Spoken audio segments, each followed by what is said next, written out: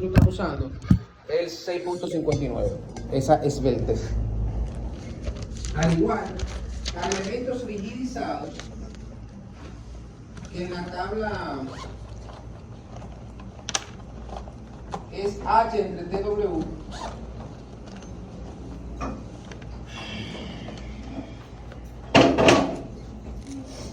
Mírenlo aquí. Recuerden que los elementos rigidizados son el alma de los elementos, por ejemplo, de los perfiles sí.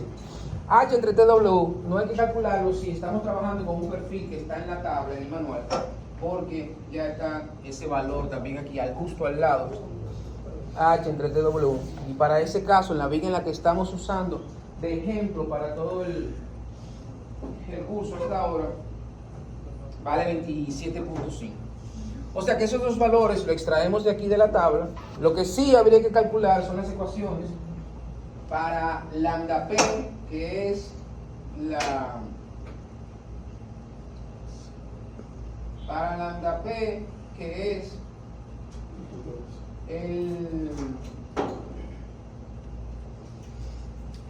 la esbeltez máxima para que el elemento sea la esbeltez máxima para que el elemento pueda alcanzar el momento plástico. Habría que comparar ese valor de 6 puntos, no me acuerdo cuánto, ahora que decía en la tabla que les dije ahora, 6.97, no sé. 6.59. Eso. Contra, por ejemplo, punto 38 raíz de... ¿Cuánto es este valor? Ese es del Steve. Ajá, entonces si como 6.59 es menor que 9.15, entonces las alas no pandean y atendiendo al pandeo de las alas se puede alcanzar el momento plástico. De igual forma, el otro valor, el elemento rigidizado, tiene una esbeltez de 27.5 y para elementos no rigidizados, exacto, en perfiles W, elementos rigidizados, lambda P es 3.79 raíz de E sobre FY. ¿Cuánto es ese valor? 90.55. 27 puntos no sé cuánto, es menor que 90, por lo tanto tampoco pandea localmente porque la esbeltez es menor. Eso quiere decir que alcanza su momento plástico.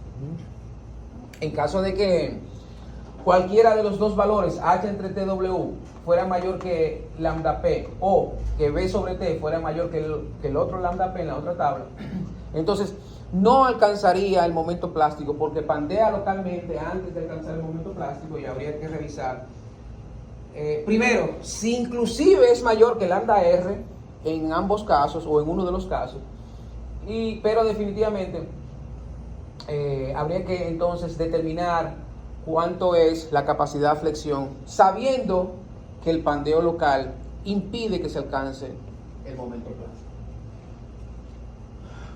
En la tabla, además, hay una manera de darse cuenta si hay que revisar el pandeo local o no. Por ejemplo, observen que algunos perfiles tienen como un superíndice arriba. En este caso, por ejemplo, ninguno de esta hoja lo tiene. Ah, bueno, sí. El 8 por 30, bueno, aquí también. El 10 por 12 tiene un C y un F. Y el 8 por 31 tiene un F. Y el 8 por 10 tiene un C y un F. Cuando usted mira aquí abajo, usted dice C. Este perfil es esbelto en compresión si FY es igual a 50. ¿Qué significa esbelto en compresión?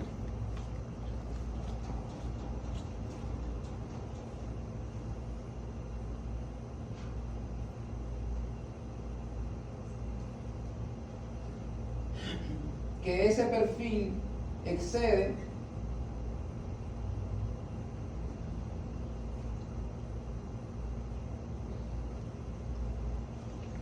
estos valores de esbeltez reglamentarias y que por lo tanto hay que revisar el pandeo local porque atendiendo al pandeo local no se alcanza su capacidad máxima. Y luego el F, por ejemplo, dice: este perfil excede el límite compacto para flexión con FY mayor que 50. Entonces aquí me está diciendo también que en flexión habría que revisar el pandeo local porque ese perfil no va a alcanzar su momento plástico cuando se le aplique flexión, porque el pandeo local va a obligar a que el perfil falle para un momento menor que el momento plástico. Y si miran, o sea, le enseño el resto de los perfiles, se van a encontrar que están bien, que es frecuente que se encuentren los subíndices C y F, entre otros subíndices que hay para otras, para denotar otros temas de comportamiento. Preguntas. Pues una duda, en el caso de las alas, como usted dijo, el BF sobre 2TF es menor que el lambda P. Yo estaba viendo el libro y decía que para ese caso el momento nominal es igual a MW. Al momento plástico. Exacto, eso es lo que quería confirmar. Según lo que yo investigué, MW es también el momento plástico, o sea que ZX por FY, ¿correcto? Sí, así es. Entonces eso ya ahí me da mi capacidad a flexión. Correcto. Atendiendo al ala. Atendiendo al ala. ¿Fue el ala lo que estaba Sí. así, atendiendo al ala. En el caso del alma, me dio el caso 1 también y decía que MN es igual a MP, o sea que ambos tienen la misma capacidad de flexión, ¿correcto? Atendiendo al pandeo local, sí. Perfecto.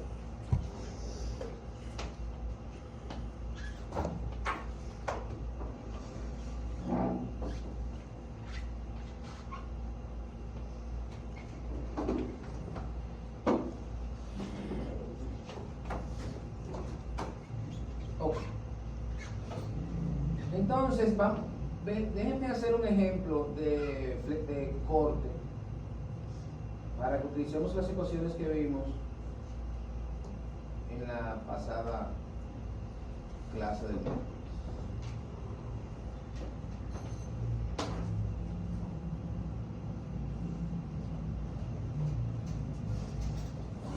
¿Alguien me puede recordar la viga que estamos usando? Quiero decir las longitudes, etcétera. Ah, sí. Una 8x21, donde el primer tramo es de 70 pulgadas y justo ahí hay una carga puntual, en los 70. Y una riostra. O sea, algo así, bro.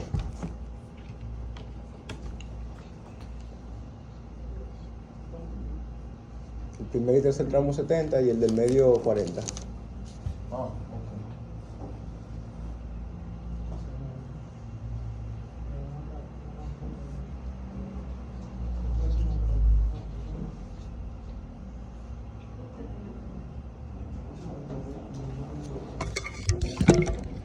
Gracias.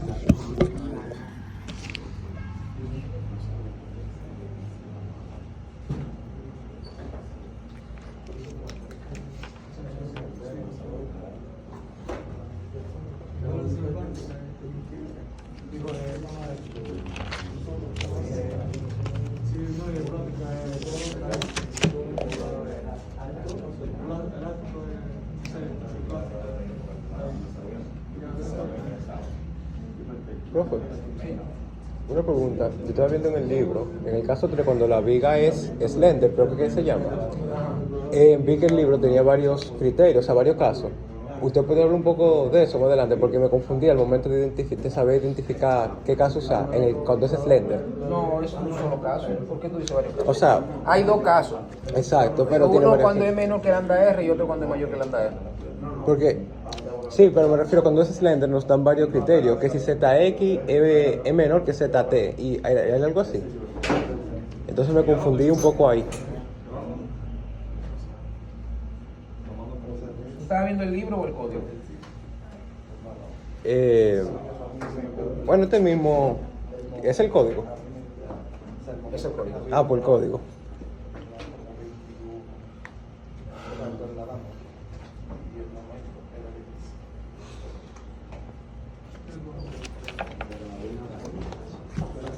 También vi que habían casos de corte para columna. Ese no lo vamos a usar, profe.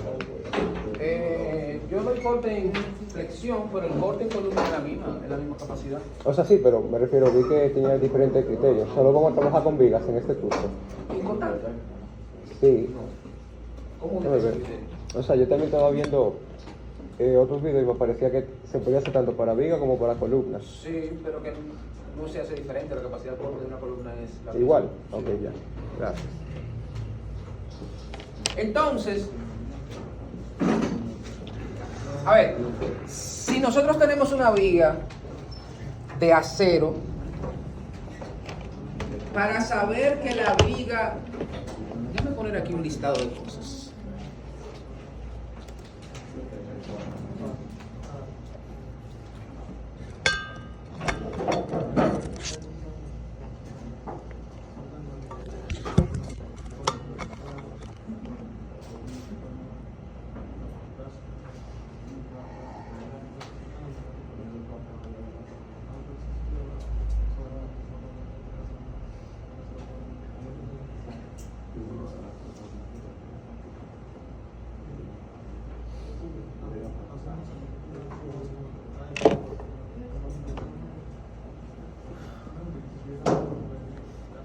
Si queremos saber si una viga de acero es adecuada a flexión, ¿qué debemos de verificar? Vayan diciéndome uno a uno. Alguien que aporte algo. La más fácil, la primera. El momento máximo. Que es capaz de resistir Ajá, pero ¿atendiendo a qué? al corte. Bueno, sí, hay que verificar el corte. Déme eso para el final, porque el cortante no es flexión. Ah, perdón, tal. Está bien, pero ¿cuántas capacidades de la viga habría que verificar? La plástica, la nominal y la real. ¿Atendiendo a qué efectos? Al de la flexión. ¿Cuántas capacidades al momento tiene una viga? O sea, debido al momento puede fallar por el pandeo nominal. Pandeo lateral torsional. ¿Qué más? Los pandeos locales. Pandeo local, alma o alas. Espérate, elementos No, no rigidizados.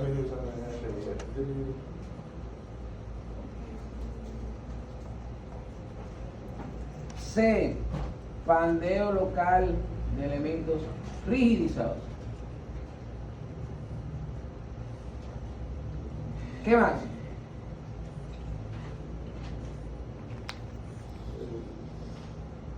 Que la capacidad, que la demanda sea menor que la capacidad. Sí, claro, eso está con estos 3 años. Ah, y por cierto, que esto yo debo poner cada Gramo. tramo. ¿Qué más? Otra, deflexión. No sé si les hablé, creo que sí les hablé de un caso que estamos trabajando ahora en la oficina, un puente que se deflectó muchísimo. Es suficientemente resistente a las cargas, pero yo no quiero tener un puente que cuando un camión cruce por arriba se deflecte, una cosa así. ¿Qué más? Al final, entonces, corto.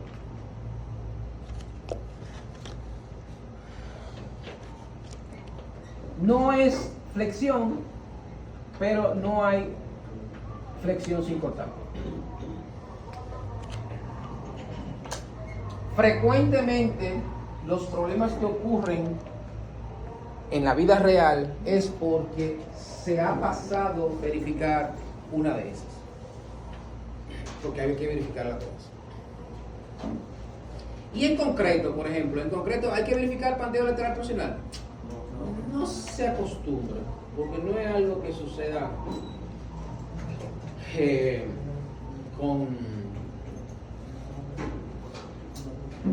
ni siquiera con escasa frecuencia. Y el pandeo local, sí, pero tiene que ser una viga como de una sección muy rara. Y las deflexiones, sí, claro que sí. Hay que verificar la deflexión. Y el cortante, sí, claro que sí. Hay que verificar el cortante. Pero aparte de eso, hay que verificar la capacidad de la viga en concreto al momento flector, y hay que verificar la cuantía mínima, y hay que verificar la cuantía máxima, y hay que verificar el agrietamiento producido por el refuerzo en la cercanía del recubrimiento. O sea que A pesar de que en el concreto, por ejemplo, no se verifica las primeras 3 ABC, que en acero sí. También el concreto tiene algunos puntos que solamente son de concreto y que hay que verificar en el concreto para tener una viga adecuada, y no se verifican en el acero porque el acero no se le pone, al acero no se le pone varilla de refuerzo.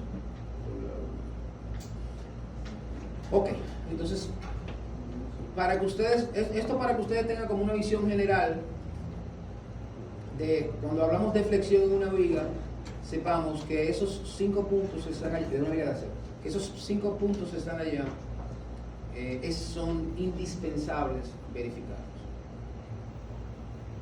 Y hoy voy a hacer el ejemplo. En la clase pasada estuve hablando de la parte de cortante, hoy voy a hacer el ejemplo de cortante.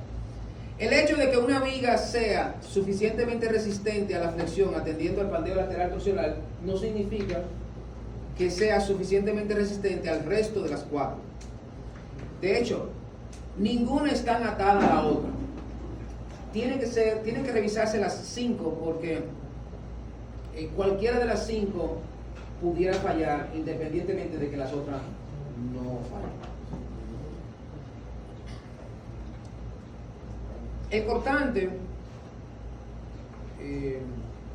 se produce por un efecto directo de las cargas. De hecho, aunque hay cortante producido por la flexión también, y le voy a poner el caso más famoso, sobre todo nosotros que estamos aquí en una parte sísmica.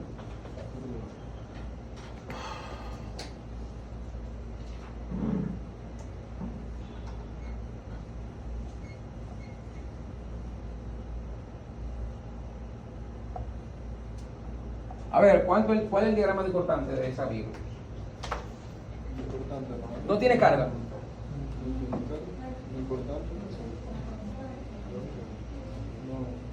Importante no se distorsiona el diagrama cortante. Esa viga no pesa, asumimos que no pesa, tiene 0 peso y no tiene ninguna carga. ¿Cuál es el diagrama de corte? Pregunta ganchosa. La magnitud de los apoyos. ¿Cómo la magnitud? Lo que pasa es que los apoyos sí tienen los apoyos son iguales, porque si los dos momentos valen m, pues entonces los apoyos tienen que ser una magnitud de m sobre l. Pues entonces una sumatoria de momento. No, 2m sobre l. O sea, la magnitud de los apoyos.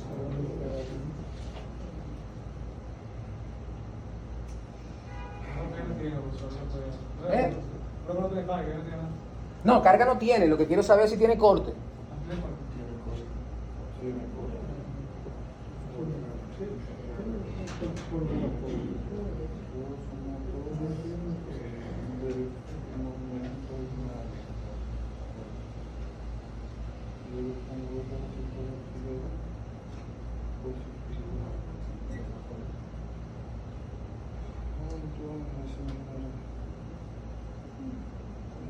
La manera de saberlo es, Steven, es hacer lo que está haciendo Steven. Haga un momento en un punto. Haga un momento en un apoyo. A ver qué le da. Sumatoria de momento con respecto a cualquiera de los dos apoyos. A ver qué le da.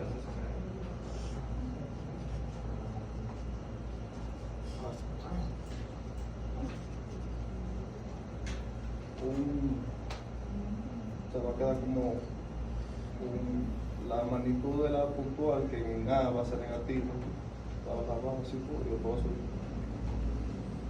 Completamente.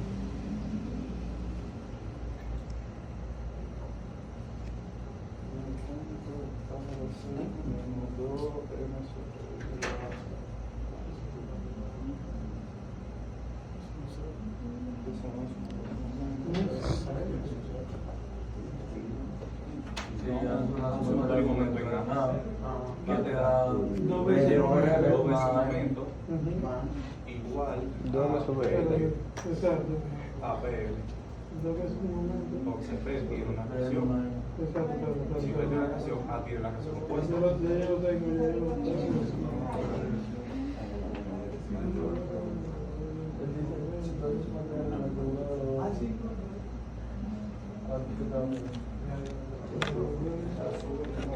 Una barra así. Entonces, digo, el paquete, creo que pasa. No. Si tú pones el punto primero, si tú pones cualquier tecnología, esta tiene que ser puesta esta para que se sume. No, porque recuerda que los puertas del momento en vela, Sí, los momentos se van en sumando. son los mismos. Se van reuniendo. Entonces, cuando tú le igualas el momento y están en la misma dirección, no lo puedes hacer. Dice sumatoria del momento en alza. Es que la base, el apoyo por la longitud. El apoyo en el OML. A mí me dio 2M sobre N. Y alguien menos 2M sobre N. Efectivamente, Steven estaba ahí. Tiró la respuesta de una vez. Si esto es A y esto es B, ¿verdad? Entonces esto será RA y esto será RB. Ojo, que estoy poniendo el signo positivo, pero no necesariamente es el signo de la reacción. Si yo hago sumatoria, vamos a poner sumatoria de momento aquí en B. El sumatorio de momento en B igual 0, entonces los dos momentos M más M se suman porque tienen el mismo signo.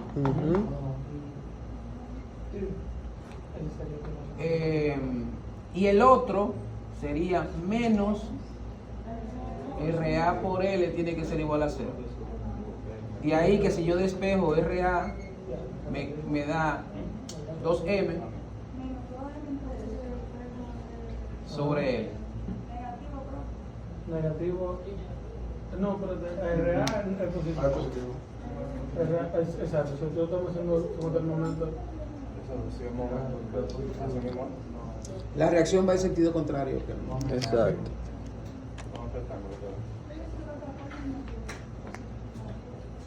¿Perdón? A mí me dio así.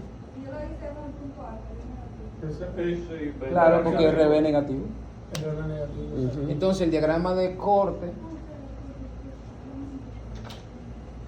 Sería 2ml positivo hacia menos 2ml.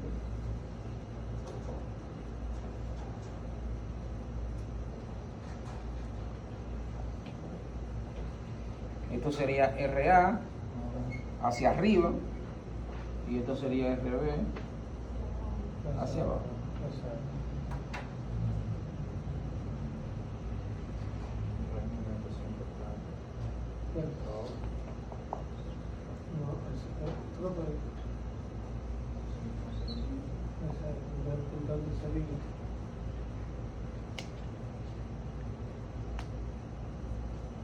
Es el diagrama de corte. Entonces sí, aunque no haya carga, puede haber corte. Y esta verificación hay que hacerla para todas las estructuras que se construyen en la República Dominicana. Porque el hecho de que un elemento no tenga carga no significa que no tenga capacidad a momento. Y si tiene capacidad a momento, entonces puede desarrollar un corte cuando viene una demanda que excite los momentos. Entonces, el cortante hay que verificar. Perdón. Y recuerden que cada vez que yo digo cortante, ustedes deben entender fuerza cortante vertical. Por lo menos en este trimestre. El trimestre que viene, cuando nos veamos de nuevo, pudiéramos hablar de otro tema. Que ya esto ustedes se lo van a ver saber. ¿Dónde se verifica el cortante en una viga? A diferencia del pandeo lateral torsional, el cortante en la viga se verifica en el punto donde hay el mayor corte. No importa el tramo que ocurra, porque la capacidad al cortante no está determinada por la longitud del tramo. Al igual que la capacidad del pandeo local tampoco está determinada por la longitud del tramo. Solamente se divide en tramos la viga para pandeo lateral torsional. Para todo lo demás, los tramos no me interesan. Ahora, los apoyos sí me interesan, pero los tramos no. Si podría repetir, yo no entendí muy bien, por favor. En el pandeo lateral torsional nosotros aprendimos a que diferentes tramos. ¿Qué es un tramo? ¿Qué es un tramo? De una viga. ¿Una instancia? Una distancia estacionada de la viga. Puede ser desde el apoyo hasta ciertos puntos. Pero, ¿qué me Una determina? sección, una sección. Una riostra. ¿Pero qué me determina? El cambio de estado de carga. No, La riostra es lo que lo Una separa. distancia. no, Un elemento que soporta las cargas hasta ese punto. no, jamás. O sea, Algo que la carga. Un tramo. Un tramo de viga no es lo que tú conoces como tramo en la calle. Vamos a recorrer este tramo de calle. Vamos a caminar, no sé. No es. Un tramo está muy bien determinado porque son los puntos en donde un tramo va de un lugar en donde la viga no se puede desplazar lateralmente a otro lugar donde la viga está impedido el desplazamiento lateral. O sea que visto desde arriba, esta viga, si yo fuera a dibujar su deformación, es así. En donde aquí se obliga a que la viga no se desplace horizontalmente. Y este es un tramo, ese es otro tramo y ese es otro tramo. Ahora, aquí no hay subtramos, porque la deformación de cualquier punto aquí adentro es diferente de cero horizontalmente. Por eso los tramos están muy bien definidos. Son esas distancias desde que la viga se desplaza de su posición original hasta que la viga vuelve a tocar su eje en la posición original. Eso es solamente importante para el pandeo lateral torsional. Luego, para ningún otro caso es relevante. Por eso, en el pandeo lateral torsional, en una viga como esta, por ejemplo, nosotros tenemos 3 capacidades diferentes. Y cada capacidad habría que evaluarla correspondiente a su tramo.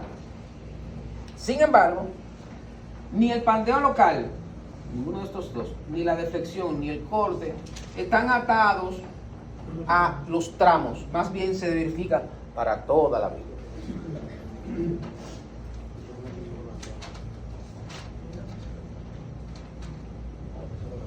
Por eso lo que estamos viendo ahora es corte. Y así como dije para el resto, el cortante a mí no me interesa. Perdón, no tengo que hacer una capacidad de corte por cada tramo de viga, sino que haga una capacidad de corte para la viga completa, una sola. ¿Cuánto es la capacidad de corte de esa viga? Que en este caso hemos estado usando una W8x21. Y luego vamos a compararla con la demanda en corte que viene, la demanda del cortante, de la fuerza cortante vertical, que viene del diagrama de fuerza cortante vertical, que es el que siempre hacemos y ustedes han venido haciendo desde mecánica de software.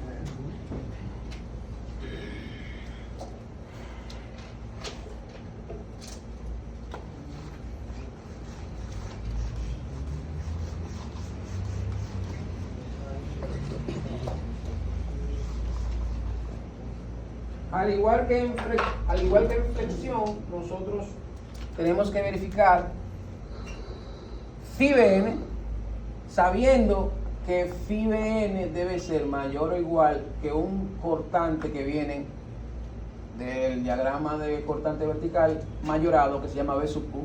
¿Esa es la capacidad o la demanda, perdón? ¿Cuál de las dos? La BN. Es la capacidad, ¿verdad? la capacidad. Y el BA entonces la demanda. BU. Y esa es la demanda, el BU. Gracias. Phi, según nos dice el reglamento, siempre va a valer 0.9. Ojo, siempre arrancamos de ahí. Según el LFD. La ecuación general para determinar la capacidad del corte es esta que está aquí.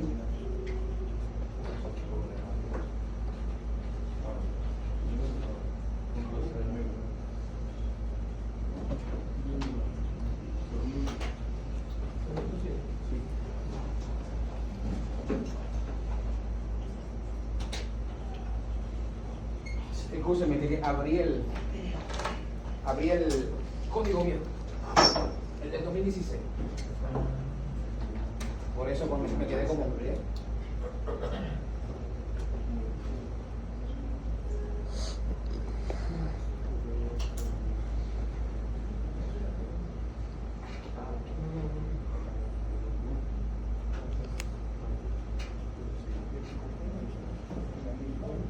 Ahora sí. Entonces, la capacidad general al corte es Fn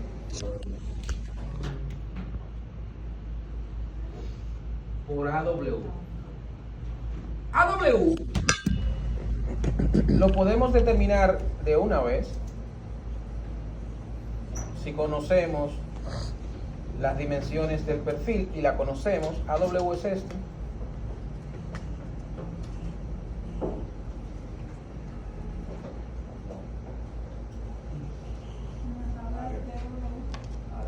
¿Perdón?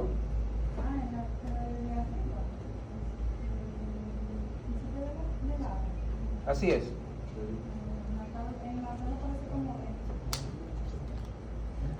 Eso sería D por TW. Y para el perfil que nosotros estamos viendo,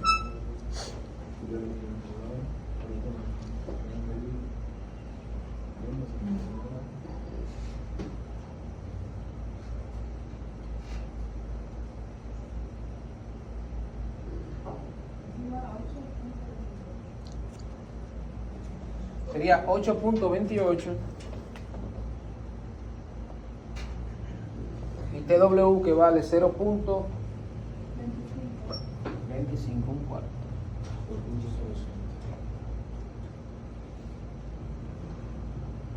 ¿Cuánto vale? 2.07.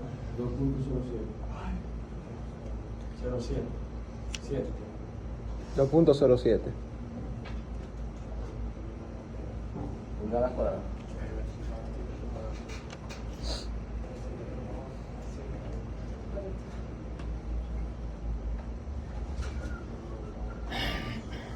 Lo que no sabemos es cuánto vale Fn. Entonces, para poder determinar Fn, tenemos que ver en qué categoría cae este perfil dentro de las categorías posibles que nos ofrece este reglamento.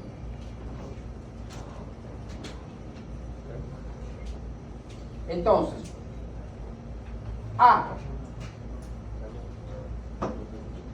Vamos a ver si este perfil tiene una esbeltez del alma menor que 2.24 raíz de E por Fy. Eso solamente lo podemos verificar si, solo si, estamos trabajando con un perfil I.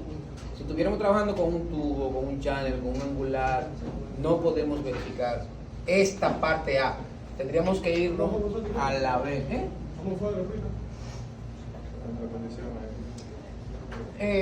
Para calcular Fn, que no lo tenemos allá, tendríamos primero que ver cuánto es la esbeltez del alma con relación a las esbelteces que se pueden comparar para ver en qué rango caemos. Entonces, la parte A nos dice, nos pregunta si la esbeltez del alma, de la viga con la que nosotros estamos trabajando, es menor o igual que esta esbeltez de referencia. Pero esto solo lo podemos verificar si estamos trabajando con una sección tipo I. En caso de que estemos trabajando con una sección tipo channel, angular, tubo o cualquier otra que no sea I, no podemos utilizar la parte A. Tendríamos que venir directamente a la parte B. Porque la parte B es para todos los otros perfiles que no cumplen con esta condición y también para channel. De hecho, si yo estoy trabajando con un tubo o un angular, no puedo entrar en esta parte. Tengo que entrar en otra parte más adelante en el código. Pero este capítulo, este acápite, es solamente para tipo I y channel.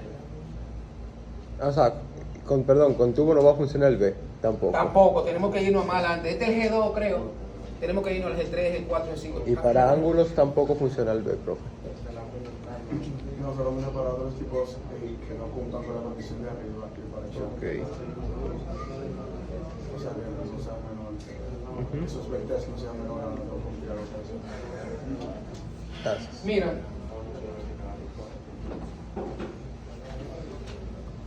aquí adelante nos dice la G2 para tipo I y channel, la G3 para angulares sencillos y T, la G4 para tubos HSS, cualquier sección tipo caja y otros miembros sometidos a cortante que sean sencillamente simétricos o doblemente simétricos.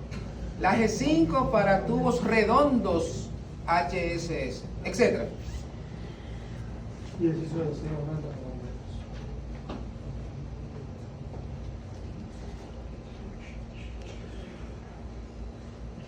Entonces, estamos nosotros trabajando con una sección tipo IC. O sea que podemos entrar y verificar esta parte A. ¿Cuánto es la esbeltez H entre TW?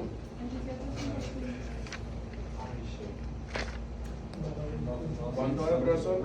27.5. Y eso viene, lo mencionamos más temprano, viene de aquí.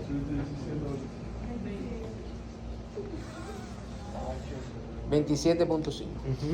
Ahora, si nosotros no estamos trabajando con un perfil tabulado, para calcular H entre TW, hay una manera afinada de hacerla y hay otra manera que es conservadora y no es tan afinada. Lo que yo les recomiendo es que utilicen esa manera que no es tan afinada, pero que es conservadora. ¿A qué me refiero? ¿Cuánto vale H? Bueno, H es la distancia que hay desde la parte superior del ala inferior hasta la parte inferior del ala superior. Esa distancia de ahí. En realidad, H toma en cuenta una curvatura que se da aquí en la unión entre el alma y las alas. Pero si nosotros la despreciamos y tomamos el H total como si fuera de la parte superior del ala inferior hasta la parte inferior del ala superior, estamos siendo conservadores y es más rápido y fácil de calcularlo que tomando en cuenta las curvaturas. Entonces, basado en eso,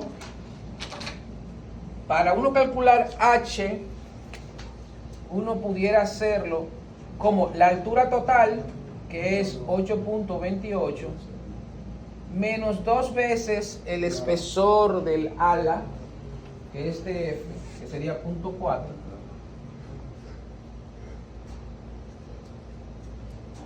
Eso da 7.48.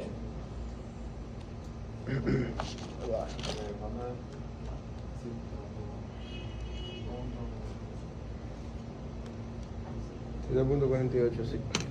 Y H entre TW sería entonces 7.48 entre TW 0.25.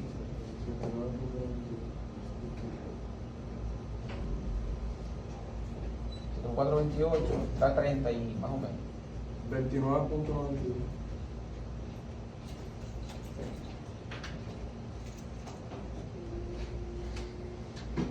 $29.92 es mayor que el real H entre TW, pero es conservador porque siempre que nosotros asumamos una esbeltez mayor que la que realmente tiene la sección, estamos siendo conservadores.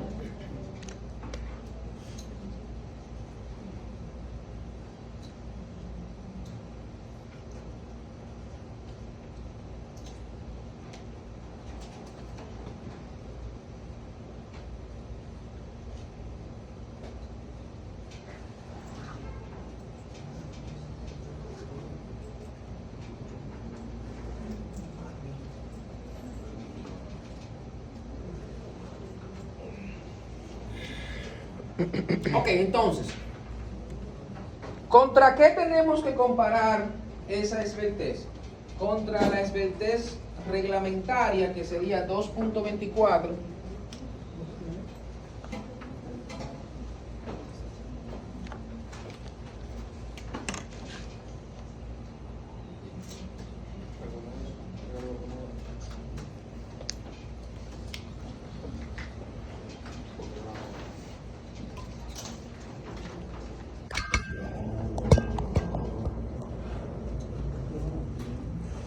raíz de 29.000 sobre 50. Eso da 53.95.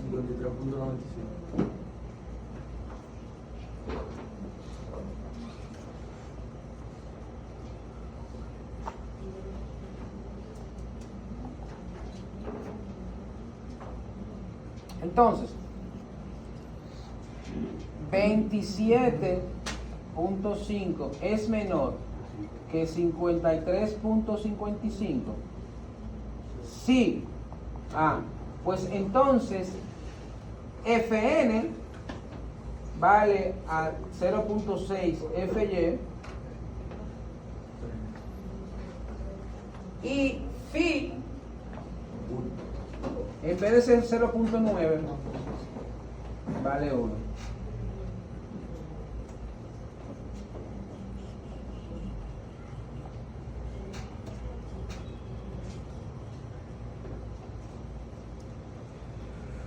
Eso quiere decir entonces que la capacidad al corte es phi Bn, que es igual a 1 por 0.6 Fy por AW, y eso me da un valor. 50 por 0.6 es 30. Ajá. 62.1.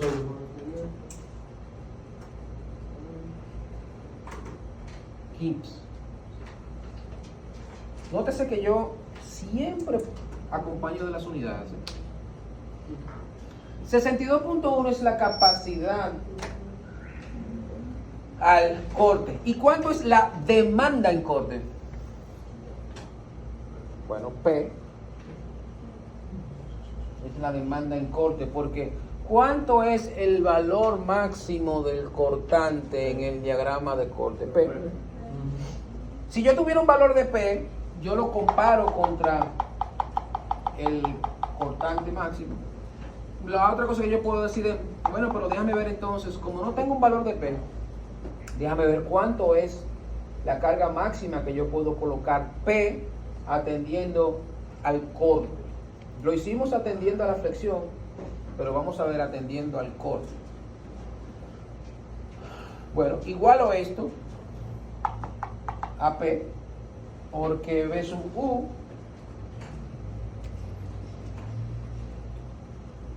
en nuestro caso es P. Ojo, que esto, en este caso estamos diciendo que P es igual a P sub U.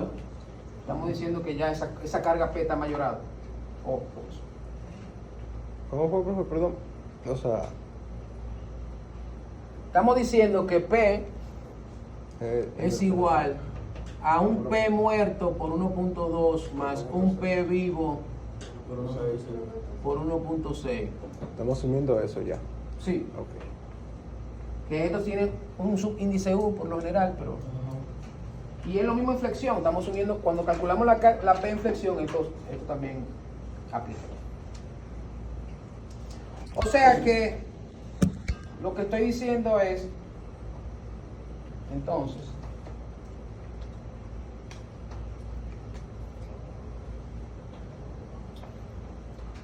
que 62.1 es igual a P. Bueno, tiene que ser mayor o igual que P, por lo tanto P debe ser menor o igual que 62.1.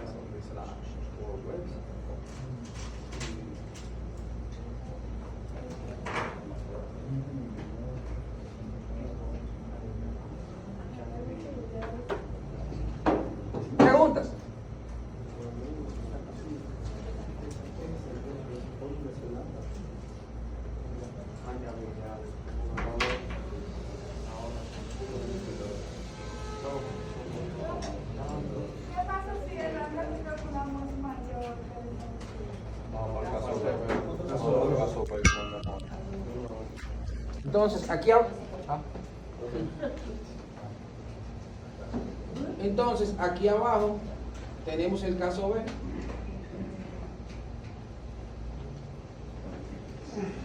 Que habría que evaluar un lambda BP, porque ya sabemos que es mayor que esto, pero no sabemos si es mayor que lambda BP, y habría que ver entonces si esto se cumple para saber que Fn entonces vale igual, vale 0.6 Fy, pero para estos casos Phi no vale 1, Phi vale 0.9. Profesor, ¿y qué significa ese primer caso del lambda? O sea, ¿qué infiere ese primer límite? Vamos a ver, el cálculo de la capacidad por corte tiene varias etapas y están todas ligadas a la esbeltez del alma. Entonces, si entra en este rango, hay muchísima experimentación en los perfiles tipo W, en el que la capacidad al corte es mayor que la capacidad de fluencia al corte. Porque en la falla por corte se da unas condiciones que se llaman tension field action, o acción de campo de tensión, en donde al final de cuentas, cuando falla por corte, la viga de alma llena, que es la viga de tipo I o W, se convierte como si fuera en una cercha. Cuando falla por corte, se convierte como si fuera en una cercha, y todavía siendo cercha sigue aguantando muchísimo corte. O sea que hay como una reserva de capacidad. En el segundo caso, lo que la viga te dice es que frenemos la capacidad por corte a la capacidad de fluencia al corte. Y en el tercer caso, que es después de este el próximo, lo que te da es una capacidad en función de si es muy esbelta el alma, mientras más esbelta es, hace como una regla de 3 y te dice, bueno, si esto es el doble de esbelto, utiliza la mitad de la capacidad de la fluencia al corte. Si es el triple de la esbeltez, entonces utiliza un tercio de la... y hace como una regla de 3 en función de la capacidad del corte. Esos son como los tres. En este caso va como, o sea, Como un MP, ponlo tú. Como un MP. Tengo una pregunta con respecto a la demanda. Nosotros sabemos obviamente que la demanda no puede ser mayor a la capacidad. Sin embargo, nosotros como tal ahí no buscamos un valor exacto de demanda, solo decimos que no debe ser mayor a la capacidad, o sí. ¿Cuál es tu pregunta? O sea, mi pregunta es, ¿cómo nosotros buscamos un valor específico de demanda? O sea, de cuánto lo está demandando en ese preciso momento, porque nosotros sabemos que no debe ser mayor a la capacidad. Lo que puede ser que, bueno, si me permites, con ese ejercicio él está intentando decir que cualquier carga que se le ponga a esa viga tiene que ser menor a esa capacidad que tenemos ahí. Okay, o sea, lo que pasa es que aquí P no tiene un valor en sí. Entonces, como nuestro cortante máximo dijimos que era P, que no tiene un valor, el profesor simplemente lo igual, o sea, aquí para poder despejarle y tener que necesitamos un valor de demanda menor a esa capacidad. Pero en este caso, si P hubiese tenido un valor, tú vas a tener directamente tu VU, que es tu demanda. Sí, y piensen en lo siguiente. Si el enunciado del ejercicio, que fue el enunciado del ejercicio de flexión, hubiese dicho, encuentre la carga máxima que se puede colocar en esa viga antes de que falle por corte, entonces la respuesta es 62.1, igual a 62.1. Pero aquí lo que yo estoy infiriendo con la respuesta es que yo no estoy pidiendo la capacidad máxima, yo estoy diciendo, ¿cuánto puede ser P basado en esa respuesta? P puede tener cualquier valor menor o igual que 62.1. Ahora, ¿cuál es la máxima? 62.1. Igual en flexión, yo pude haber dicho P, ¿cuánto dio en flexión, por cierto? Que no me acuerdo.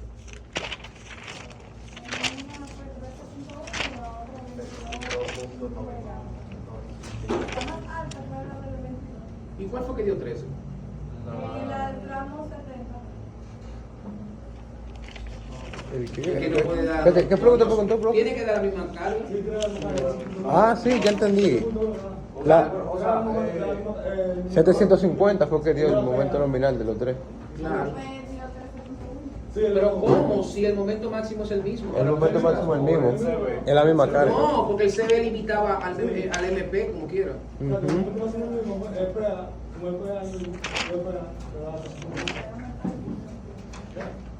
O sea, si tú lo tienes hecho ahí, yo te preguntaría, ¿cuál fue el momento a partir del cual tú partiste para calcular esas dos cargas diferentes?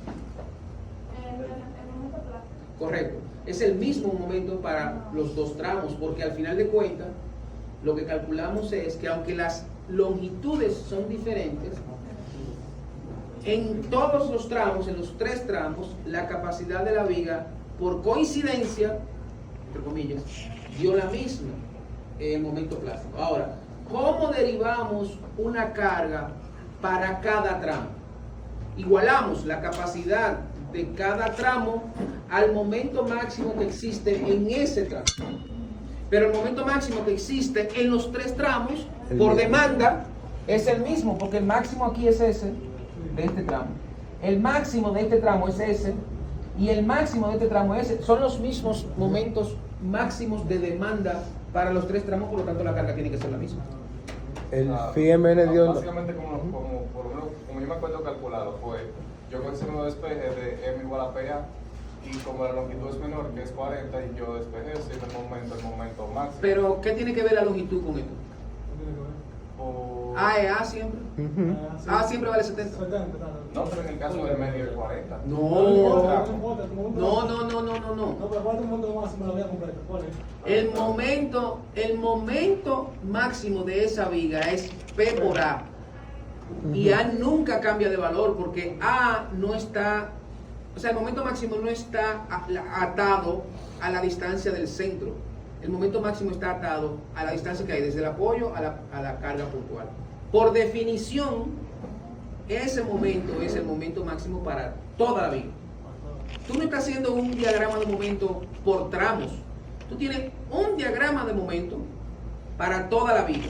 Y tú lo que estás haciendo es dividiendo ese diagrama de momento, que es único y no cambia nunca, en tramos. Si así fue que pasó, por eso, si así fue que te dio cargas diferentes, entonces A nunca vale otra cosa que no sea la distancia que hay desde el apoyo hasta la primera carga puntual. Hasta la primera. Claro. Para los tres tramos, entonces. Claro. No, no estoy en cuenta. O sea que en este caso, la vida completa, el momento máximo de PA, en este caso. Es que el diagrama de momento no se modifica con el tramo. No. Vamos a ver. Imagínate que esto no tuviera unas X aquí. Que nada más yo tengo la viga con dos cargas puntuales. ¿Cómo es ese diagrama de momento? Así. Ahora, pónganle 20X. ¿Cómo es el diagrama de momento? Así. Y los valores del diagrama de momento no se modifican nunca por la cantidad de riostras que yo tenga. Porque lo primero que yo dije cuando estaba explicando riostras es que las riostras impiden el desplazamiento horizontal, pero no impiden el desplazamiento vertical. Y para que un diagrama de momento se modifique, tiene que impedir el desplazamiento vertical. De ahí que los diagramas de momento no se modifican con la riostra. Y ustedes, para calcular la demanda que tiene cada tramo, primero se grafica el diagrama de momento independientemente de las riostras. Es más, para ustedes hacer este diagrama de momento, no tienen que saber cuántas riostras hay. Lo asumen, es más, asúmanlo como que no tienen que. Ustedes hacen su diagrama de momento y ya pueden verificar los tramos y las capacidades atendiendo a los tramos. Pero ese diagrama de momento no está, ni las ecuaciones tampoco están condicionadas a los tramos. Y ojo, y te voy a dar la palabra ahora. Ojo, Tengan cuidado porque entonces me da miedo. Si ustedes tienen que encontrar C sub B de este tramo, que esto es MA, esto es MB y eso es MC. Tengan cuidado porque una de las cosas que yo expliqué cuando le estaba enseñando esto es que si ustedes hacen un corte y encuentran el momento MX de este tramo, que es el momento que sale del corte, las distancias que usan no es la distancia de la riostra a este momento, es la distancia desde el apoyo. En mi caso, profesor, yo hice así como usted dice, desde el apoyo hasta el tramo 2. Y me dio que también el momento máximo era 70p, que fue lo que nos dio en el primer caso que usted decía que asumiéramos que A igual a 70. Yo no sé qué responder porque yo no entendí. Ok, bueno, en el caso que me dio lo mismo. Yo no lo puedo hacer desde este apoyo. Claro. Ok. En tal caso tú dices 0, está aquí y X está hacia la izquierda. Y otra pregunta. Entonces, digamos que la P que sacamos la última vez fue 52. ¿El qué? Sí, la P en la carga Ajá. máxima, digamos que fue 52.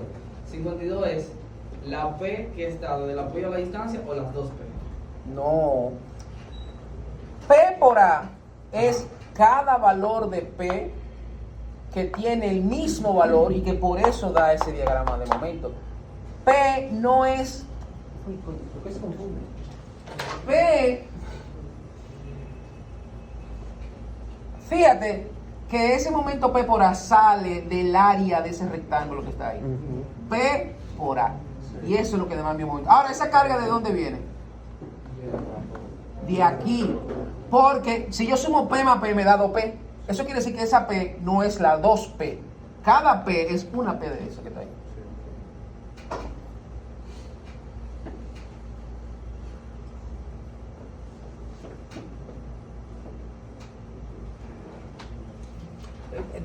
Estoy bien preocupado porque yo creo que ustedes esto no lo van a hacer bien o no lo harían bien.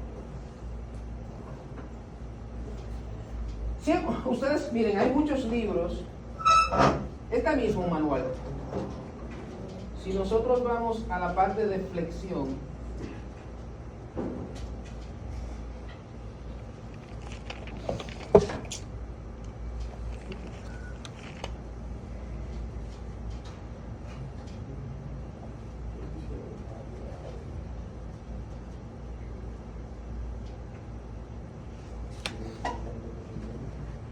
mírenlo aquí. Mírenlo aquí. Coño. Exacto.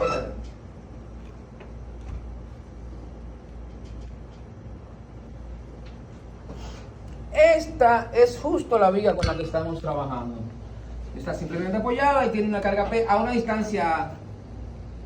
El diagrama de momento, ese diagrama de momento que se da ahí, que saqué, es el único diagrama de momento posible para esa viga. No cambia ni que tenga una riostra nada más aquí, ni que tenga dos riostras, una en cada lado, ni que tenga una riostra en el medio, ni que tenga 150 riostras repartidas en el campo. Ese diagrama de momento, con esos mismos valores, son eternos como el matrimonio hasta que la muerte los separe.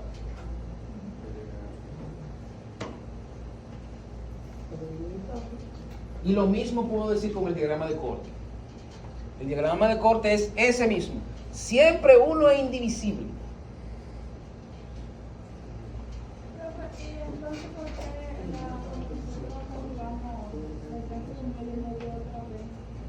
Repíteme la pregunta, que yo perdí parte de la pregunta. ¿Cómo vamos a calcular el PLT? En el PLT, Ajá, el PLT la parte del medio no dio otra P. no, eso es lo que estoy diciendo, es la misma. ¿Por qué te da otra? Es que tú estás pensando que el brazo del tramo, pero es del cortante. Pero todavía, oye, esto crea una confusión tan grande. Profe, en mi caso, Da mucha. Déjame ver cómo yo tramito lo que quiero tramitar. Guarda esa pregunta ahí. no es era sobre eso. Sí. No, que no puedo decir bien. Como 1970 pesos la misma carga porque hice un corte, asumiendo lo que él dijo de la diferencia entre el apoyo y el no sé si ya iba a funcionar. Porque eso de asumir siempre la como 70, por lo menos a mí me confunde. O sea, no existía tener una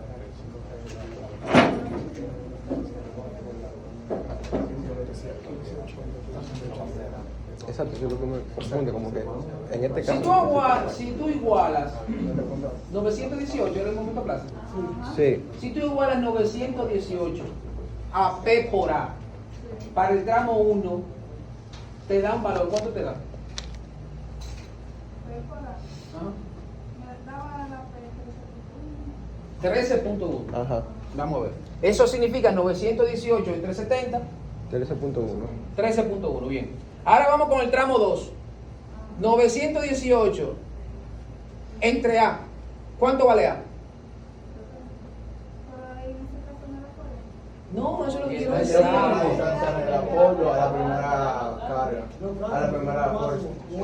Eso es lo que tenemos. Por definición, A, mira lo que es A, míralo ahí. Eso es A. A no es la longitud del tramo. A es la longitud desde el apoyo a la primera carga. Punto, siempre. Y eso para cualquier viga con cualquier diagrama de corte. No entendí. O sea, si tenemos otra viga con otra carga, si otro diagrama de corte, A siempre va a ser la distancia desde el apoyo hasta la primera carga. No, Porque eso es lo que porque nos es que confunde. A es una variable que se ha usado para esa viga. Pero si yo te muestro cualquier otra viga, se puede usar cualquier otra condición, se puede usar cualquier para cualquier longitud se puede usar A. A es una variable como como H, como M. No significa, y otro libro va a utilizar otro valor. A lo mejor aquí hicieron A porque decidieron usar A, pero en otro libro utilizaron beta, lambda, gamma, eta. Dado el caso que yo, por ejemplo, tenga una distancia diferente de un apoyo a una carga y de otro apoyo a la primera carga, yo utilizaría la mayor distancia, ¿cierto? No. Ok. Hasta aquí el caso. Señor, es que no es, esto no es por best fit. Esto no es de que lo que mejor se ajuste. Mira. Este es el caso que tú me acabas de decir. Ya el cortante, cuando tienes casos diferentes, o sea, cuando tienes distancias diferentes, aunque tenga la misma P, ya el cortante en el medio no es cero. Entonces el diagrama de momento no es constante en el centro. Y por ejemplo, si yo quiero saber cuánto es el momento máximo, bueno, hay hasta dos posibles momentos máximos. Depende de cuánto vale A y cuánto vale B. Pero es la reacción por A en un caso, para este caso, y la reacción por B, la reacción por B si es la del otro caso. Pero ya no es... Esto no funciona de esa forma. Lo que quiero decirle es... Esto hay que estudiar. Para tú saber cómo esto funciona, tú tienes que estudiarlo. Tú no puedes ir allá. Esa era la palabra. Esto no se infiere. Tú no naces y por sentido común lo sabes hacerlo. Porque esto no está atado a un sentido común. Tú desarrollas un sentido común cuando tú haces pila de ejercicio. Saco. Yo no nací sabiendo esto. Obviamente yo he hecho miles de ejercicios. Y para que ustedes lo sepan, en estática, yo tuve que haber hecho 500 ejercicios de eso. En estática. Y eso te va llevando a tú tener claro que si tú empiezas a tener un feeling y un sentido común, pero lo vas desarrollando, no naces con eso. Hay gente que nace con aptitudes, claro está, y se le hace más fácil que a otra persona, eso es obvio. Pero no puedes empezar a decir, no, pues tengo un sentido. No, eso no funciona así. En un momento yo bajé una aplicación en el celular que tiene un nombre rarísimo, parece como un nombre alemán, que lo que te presentaban eran diferentes vigas con cargas y te daban 3 opciones de diagrama de momento. Y tú tenías que ir seleccionando la que... ¿Y cómo se llama? No sé, no había release. Pero tiene que salir. Parece alemán. Déjame poner a pensar que el organizador lo ponga. Mira, y la verdad es que esa aplicación te va llevando a tú desarrollar un feeling. Esto es como... Estoy buscando, estoy buscando. O sea, el deporte nacional, la pelota. Usted no nace sabiendo pelota. Para usted saber pelota, usted tiene que empezar a estudiar y a ver los juegos y por repetición usted va aprendiendo cosas. Pero nadie nace en este país porque tu mamá y tu papá sean peloteros los dos. Tú no vas a nacer sabiendo pelota, ni siquiera jugando, sabiendo. Y en general, las profesiones son así. Estoy hablando de este punto específico, pero las profesiones en general hay que estudiarlas porque hay muchos temas que son inclusive contraintuitivos, que son al revés de lo que uno imagina. Y para tú poder desarrollar conocimiento y entender lo que pasa, tienes que estudiar y hacer ejercicios. Si no, acuérdense que ustedes lo que van a brindar en su... Al final de cuentas, ustedes lo que van a brindar es un conocimiento que los demás no tienen.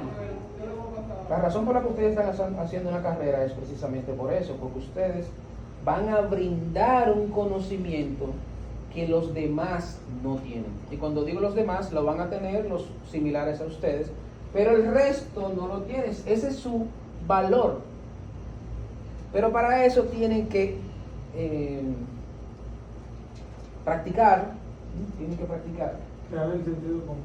para exactamente desarrollar ese sentido en el que ustedes a simple vista, entre comillas, o haciendo muy pocos cálculos, pueden saber o intuir por dónde anda la respuesta.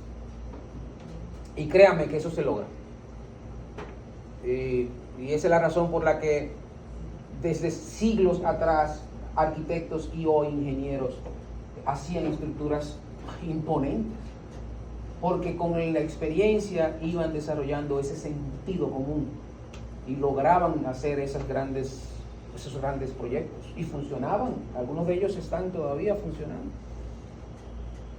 pero entra por la práctica, excepto muy pocas personas que son capaces de desarrollarlo sin práctica. Amén. Tú tenías una pregunta. No, eso es lo que quería mencionarle, que en mi caso, yo... ¿Pero por qué en tu caso? Porque así fue que yo lo entendí. Ah.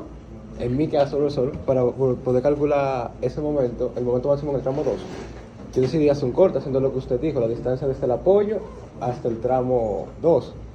Ahí me dio 70p. Como no tengo X, yo no puedo asumir las diferentes distancias del MA, MB, MC del tramo 2. Sí, tú puedes asumirlo. No, pero me refiero, en la ecuación no me quedó X, o sea, no lo puedo sustituir. Pero no te quedó X porque cuando tú hiciste el corte, no Exacto. lo pusiste en función de X, pero el corte tú tienes que ponerlo en función de X. No, mírelo ahí, está en función de X. Es que la X se eliminan y por eso es que queda el 70p. No, la X no se elimina. Jamás en la vida la X no se elimina. Pero mire, eso fue lo que hice.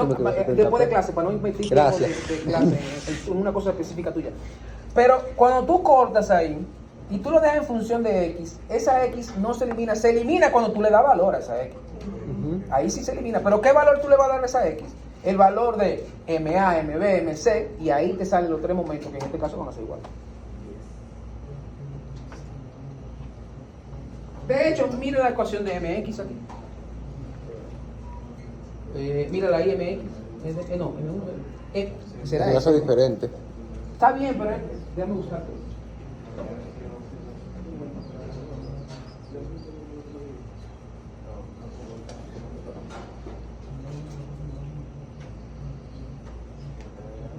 Mira.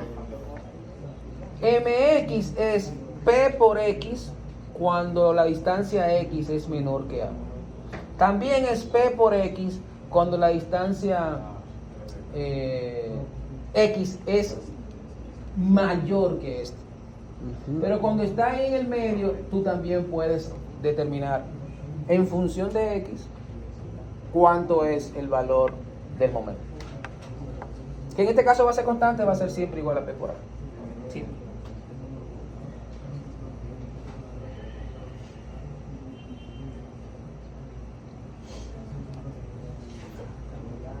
Entonces, bueno, esto es lo que hay ya del tema 3. Vamos a pasar al tema 4. A lo mejor, si yo fuera ustedes, yo haría este mismo ejercicio cambiándole el FY para que dé en el otro.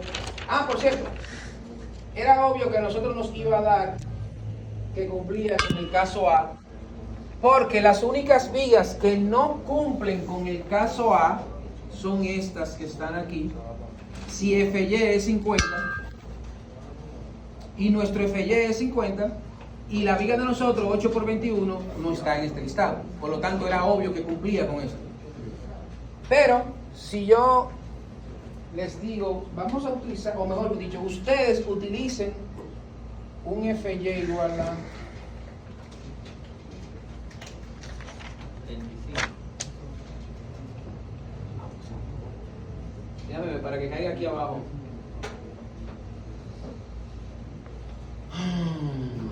35. Yo confío, tengo el feeling. esto es 27.5, ¿verdad? Ajá. 1.1 entre al cuadrado, entonces 5.34 por 29.000.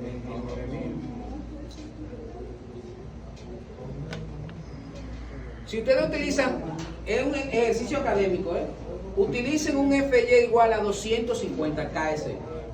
Eso no existe, es académico nada más. 250. Aparece todo lo demás, ¿no? Sí, déjame ver si yo lo encuentro aquí, porque yo lo tenía y seguro en mis viejos tiene que estar. Frankfurt. Ah, mira, yo vi ya lo Hey, ¿cómo se llama?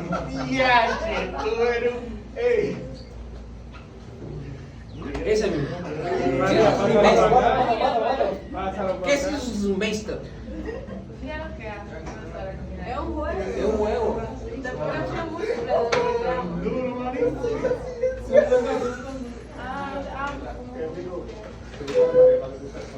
Y después de que tú pasas cierta categoría, entonces dejan de ser vigas y son pórticos.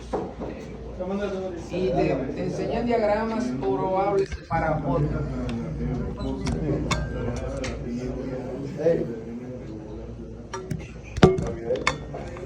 Por eso cuando te dijo el nombre, digo yo que la blanquita le va a decir. Ya lo encontró, ¿eh? Pero mira el nombre, mira el nombre. Ay, pero ven que ¿cómo se llama?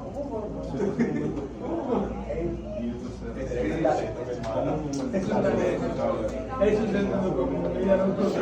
Yo te cajé le pregunté y no parecía nada. Sí, no parecía nada, yo estaba buscando por la mesa.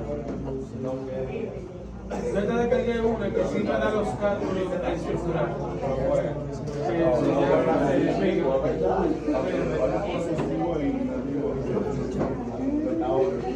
Se volvió Carlos.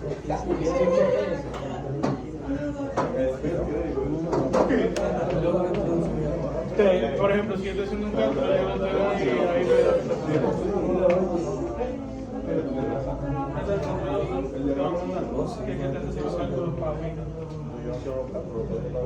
eso es cuando pasamos por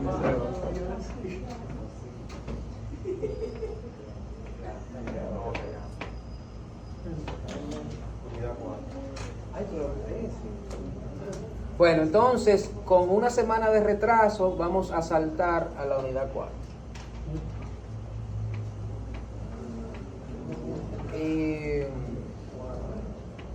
En esta unidad, es una unidad bien práctica, por ponerlo de alguna forma, porque las vigas compuestas son similares a, conceptualmente, vamos a decir, son similares a las vigas, son vigas de acero, perdón, pero se asemejan mucho al concepto de lo que es una viga de concreto armado. Porque las vigas compuestas son vigas que en este caso, o sea, en el caso que nosotros vamos a ver, son vigas que están compuestas por un ala de concreto y un perfil metálico. Y eso se asemeja mucho a lo que ustedes vienen haciendo en hormigón armado, que es una viga de concreto que tiene un ala de concreto, la losa, y la viga que sobresale hacia abajo y tiene un cierto refuerzo. Si ustedes entienden, y entiendo que ustedes entienden ese concepto de viga de concreto armado, piensen esto que va a ser como si fuera exactamente la misma viga de concreto, pero el refuerzo, en vez de ser varillas de refuerzo, va a ser un perfil metálico.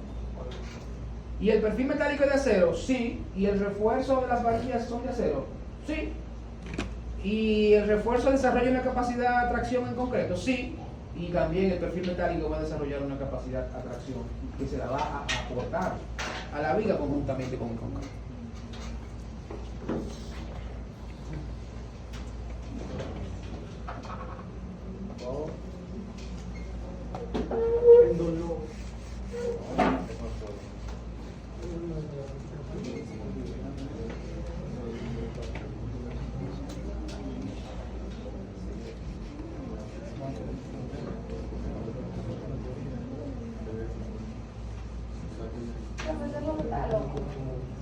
¿El qué? ¿Por qué? La N es cortante. La N, sí, es lo axial. Axial. Ah, axial. Eso fue. ¿Y tú crees? Cortante. Nosotros vimos uno de los exámenes que usted había dado hace 2 o 3 primeros, que era con un perfil HSS. Y uno de los últimos temas era igualar la distancia LR para que el PLT... ¿La distancia qué? LR. Ah. Para que el PLT ocurriera en el momento plástico, justo en el momento plástico. Y teníamos un CB de 1.5. Cuando nosotros utilizamos la fórmula, ¿cuál fue? No, la CB no podía estar dado porque CB es una variable, eso es lo que tú tienes que encontrar. En el examen sí ya estaba puesto que se ve como un dato. Creo que estaba puesto como un dato. Pues ellos lo habían buscado.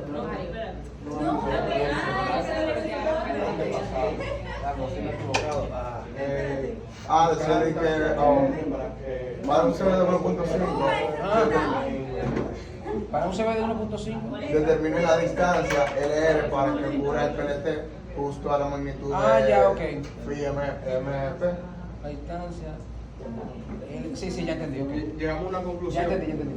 LR nos dio un valor que no caía justo, pero cuando lo multiplicamos por el valor del CB, sí nos daba igual. Eso es por el diagrama, porque cuando hay un CB de 1, es el diagrama que todos conocemos, y se va amplificando, por eso hay que multiplicarlo. Es la gráfica, sí. La conclusión es lo que llegamos ayer.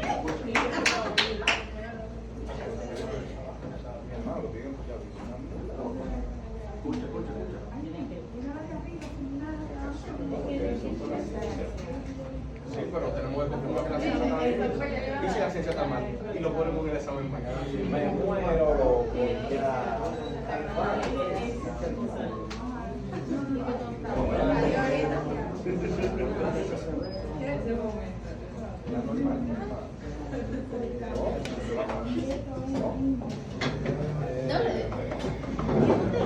Yo quería que le diera lo que tú veas. Vamos a ir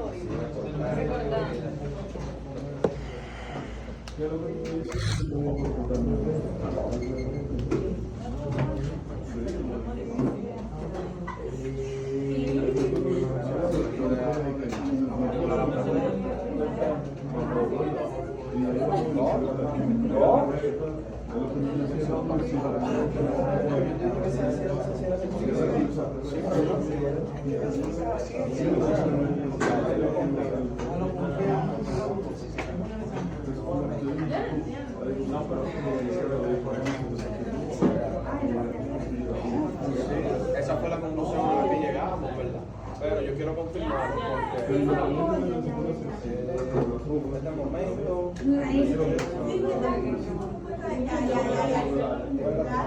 Dime de nuevo la enunciado.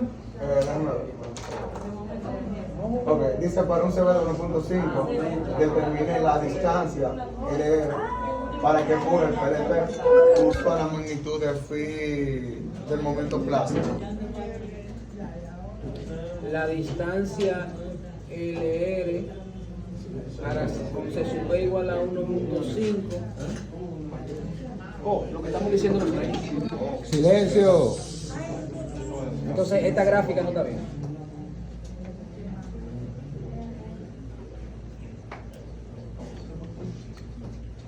No daban, LR no era un dato, de hecho no había que calcularlo.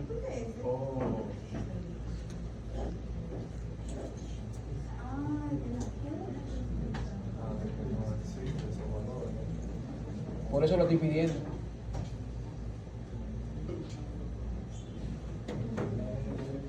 Habría varias formas de hacerlo. De hecho,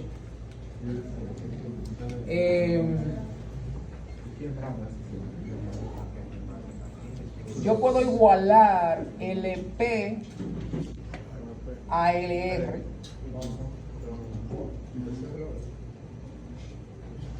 para un valor de 1.5. Exactamente. Entonces, en la ecuación de que MN es igual a CB MP menos MP menos MR entre LP menos LR por LP menos LP, eso es igual a MP. Esa es la ecuación. Esto se hace igual a MP. Entonces, lo que no conocemos es LR. Aquí se pone 1.5. Y se tenía que calcular el momento plástico y el momento... ¿Perdón? El momento MR se calcula, MP y MR. Esto se hace igual a MP. Esto pasa para acá, para...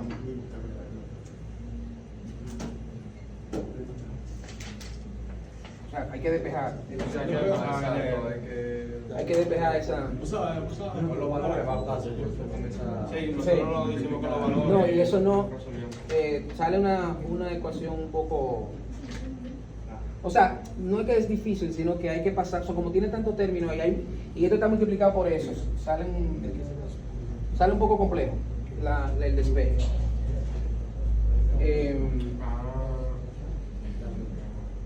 Pero tú tienes que sustituir LV aquí por LR.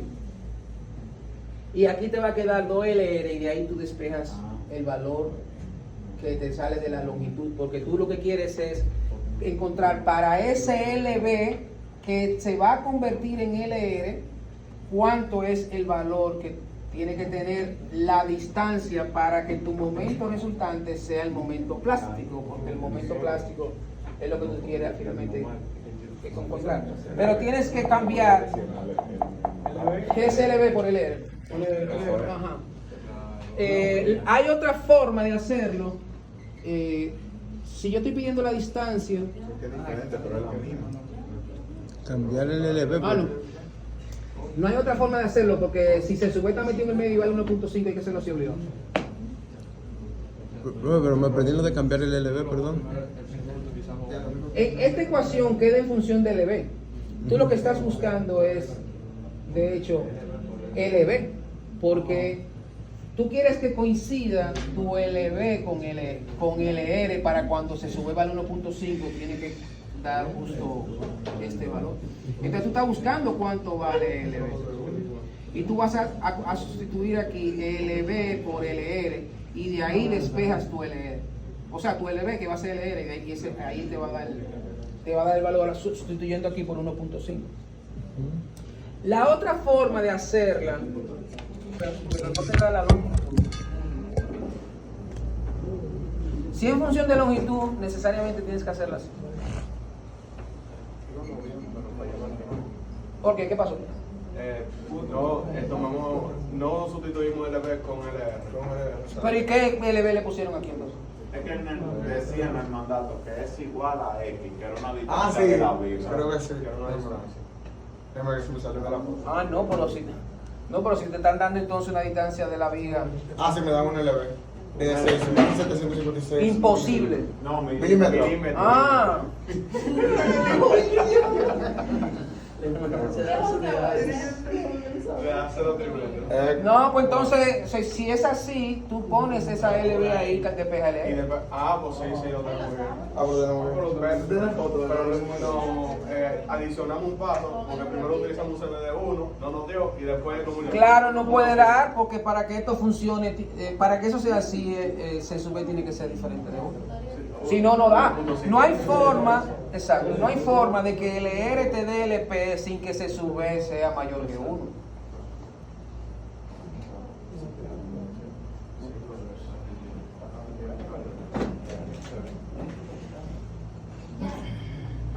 Entonces, sí se Hay otras, o sea, eso fue en función de LR, pero yo pudiera ponerlo en función del momento también, MR.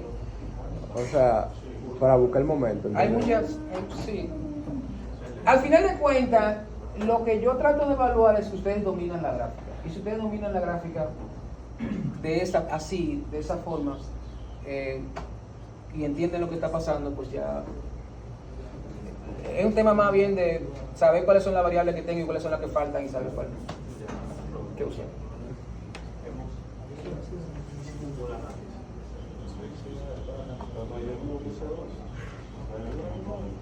Yo creo que me confunden a veces en ese tipo de cosas como el mandato, a veces, saber qué es lo que tengo que buscar. Por ejemplo, ahí, Pero ahí estaba claro que era LR. lo que estaba- que yo no escuché bien el mandato. O sea, el mandato decía, Compartan ese examen con el... Sí, yo solo te lo mandé. Ya. No, pero básicamente- te lo mandé no, por el grupo. Ah, eso que puedo esto, porque yo no estoy en esto. pero el punto es que te pedía. Sí, que está grabando. Pero si tú puedes verlo en el grupo, que yo no estoy en esto. Pero yo les saco, al igual que le dije con esto, si ustedes miran los exámenes para atrás, se van a dar cuenta que todos son diferentes. Entonces, no se pueden enfocar en resolver ese examen. Tienen que usar ese examen para entender lo que está pasando. Porque yo voy a preguntar, siempre voy a tratar, a menos que se me olvide que yo lo puse, siempre voy a poner un ejercicio que yo entienda que no haya puesto.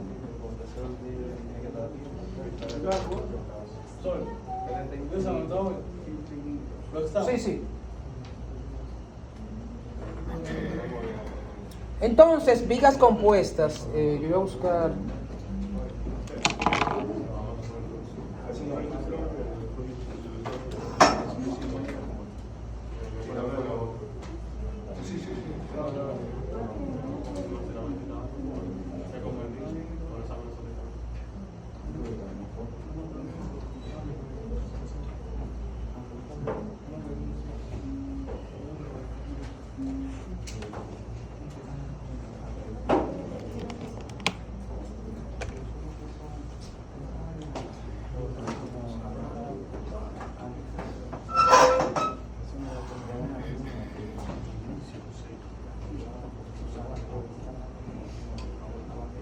Esto es un gráfico que explica muy bien lo que es una viga compuesta de acero y concreto. En la parte de abajo está el perfil metálico, que sirve para preensamblar la estructura inclusive. Yo hago todo mi esqueleto metálico primero. Y eso me va a servir para avanzar la obra, me va a servir para dar soporte luego al mismo encofrado, porque en este sistema no se acostumbra a poner encofrados de madera y tampoco se acostumbra a poner puntales. Entonces, las propias vigas y columnas metálicas que forman parte del esqueleto son las que le dan soporte al encofrado que se coloca antes de vertir el concreto. Ese encofrado frecuentemente es una plancha metálica, se llama metal deck, aquí en este país se le conoce como metal deck, y es, imagínense una plancha de alucín con una forma similar, pero en vez de hecho por alucín, o sea, por una combinación de aluminio y zinc, está hecho por una plancha de acero galvanizado. Los metal deck son acero galvanizado. Y tienen un espesor mayor también que el alucín. El alucín, usted agarra un pedazo y usted puede doblarlo, pero si te agarra un pedazo de metal deck, créame que usted no lo va a poder doblar porque tiene un espesor mayor. La función del metal deck es solamente soportar el peso del concreto mientras está fluido. E inmediatamente el hormigón alcanza su resistencia, nosotros pudiéramos ir y cortar el metal deck y llevarlos. Eso nadie lo hace, eso sería una locura, porque cortar un metal deck es un trabajo extremadamente complejo, mucho más costoso que lo que cuesta reemplazarlo. O sea que nadie va a ir y de que quitar un encofrado de metal deck como se hace con los encofrados de madera. La losa de hormigón tiene un refuerzo que también es un refuerzo, pero es un refuerzo mínimo, que más bien es un refuerzo por contracción y temperatura. Es un refuerzo que es una malla electrosoldada que se calcula basado en el refuerzo mínimo que requiere por contracción y temperatura, y nada más. Ese que te puedo hablar en un momento, cuando termine la clase. Hola, que te voy a hablar en un momento cuando termine la clase. Chévere, no te preocupes. Entonces,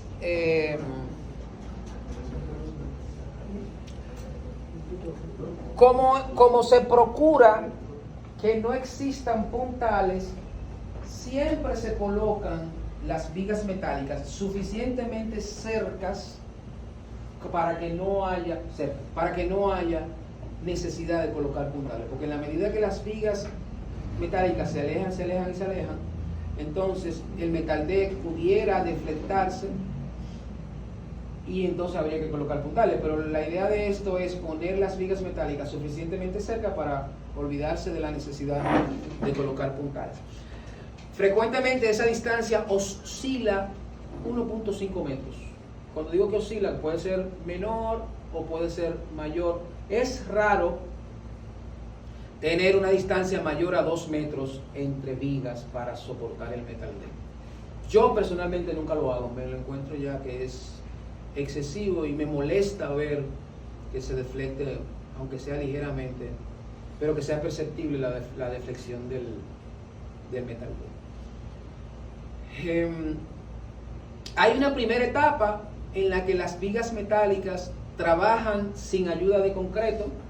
Esa etapa es una etapa desde que se coloca la viga metálica hasta que se vierte el hormigón y este alcanza el 75% de su F'C especificado.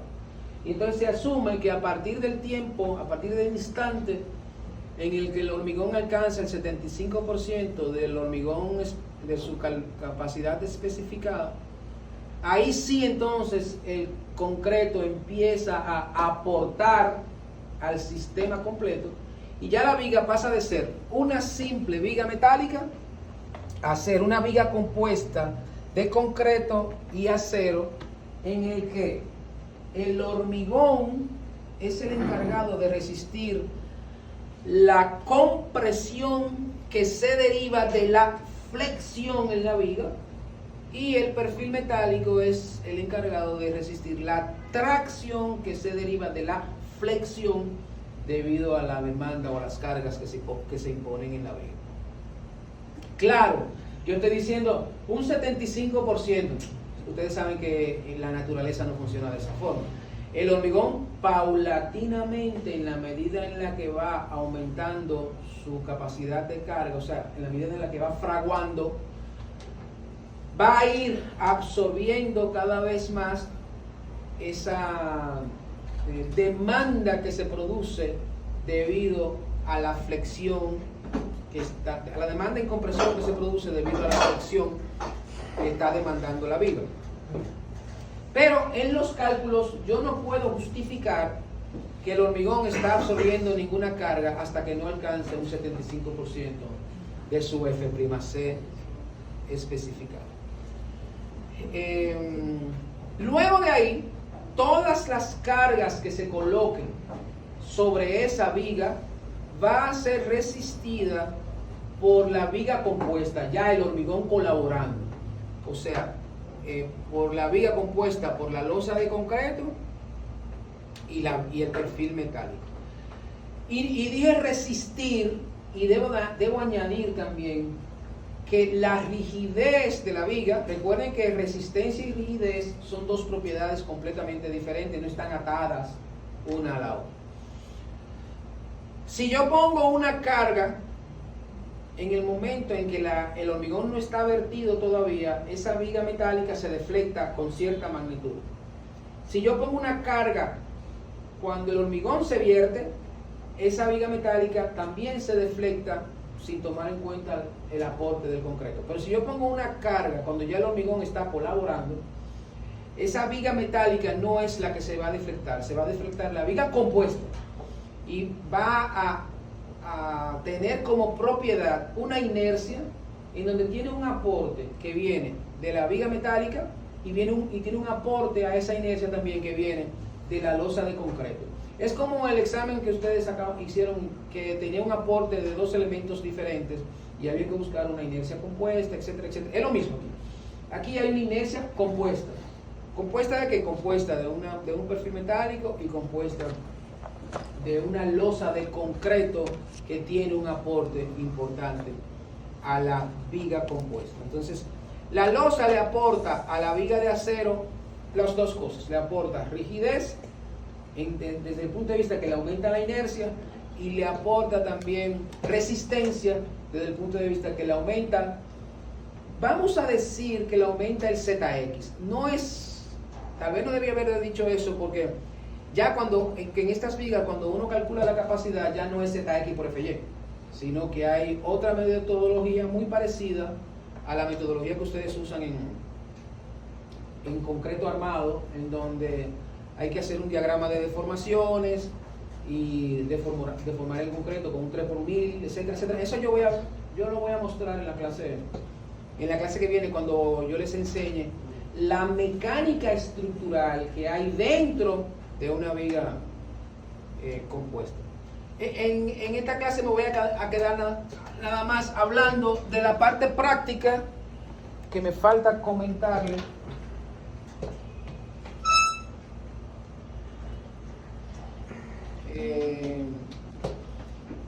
Ventajas del uso de la viga compuesta. Bueno, entre mentira y verdad, hacer que una viga sea compuesta, o sea, ¿qué quiere decir con hacer que una viga sea compuesta?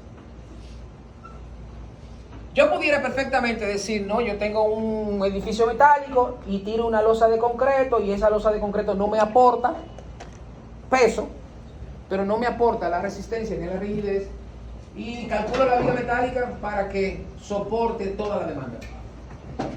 Eso pudiera ser una forma, es extremadamente costosa, pero pudiera ser una forma. Cuando yo decido que tomar en cuenta el aporte que pueda tener la losa de concreto sobre el sistema para ayudar a la viga metálica, entonces estoy teniendo una viga que entre mentira y verdad es 2 veces más resistente y no sé cuántas veces más rígida. De ahí que yo tendría un ahorro más o menos de un 50%, no es verdad, es menos, pero vamos a decir que yo, si tengo que poner un perfil W de 21 libras-pie, pudiera trabajar con un perfil W de 12 libras-pie, que cuesta la mitad. Por lo tanto, estoy teniendo un ahorro en en el costo general de la estructura. También, como este sistema no lleva puntales, la construcción en general es una construcción más limpia, no tengo tantos elementos en el medio del tránsito. Yo pudiera en teoría avanzar bastante al piso de abajo, aunque el piso de arriba no esté, el concreto no esté todavía vertido.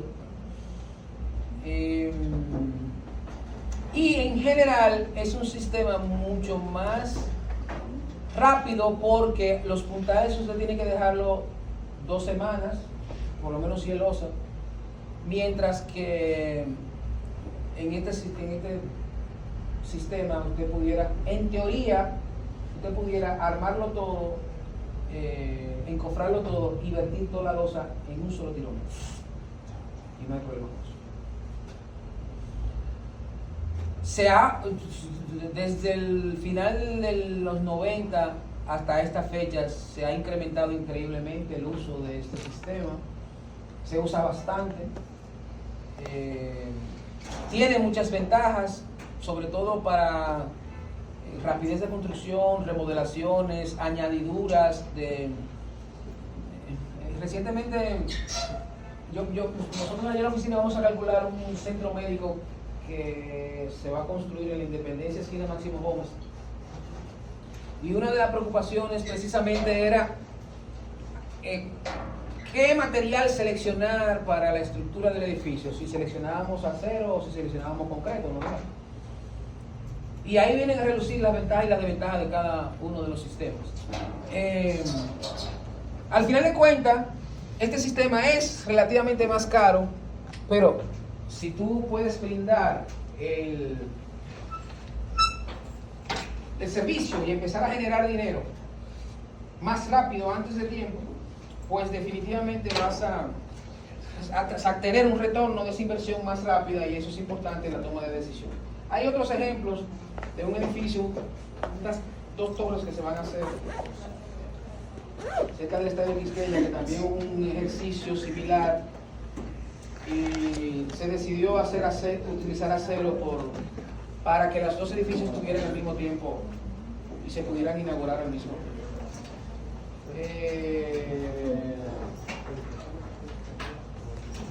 Amén. Déjame entregar este examen. Profe, ¿usted cree que usted puede hacer el ejercicio del examen? Claro, pero no hoy porque no es la 10, termina la clase. ¿Cuál de los 2? ¿El primero? El segundo.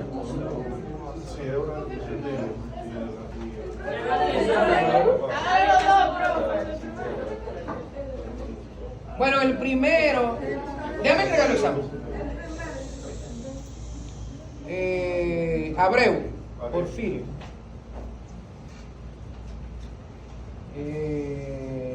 Santos, Álvarez, José. Profe, doble este examen, el examen que estamos haciendo. Ramírez, Montero. Yesel. Matos.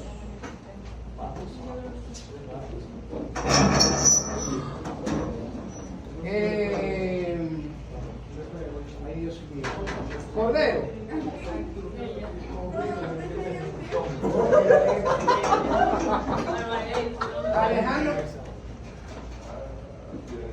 Alejandro Pérez. Aquí.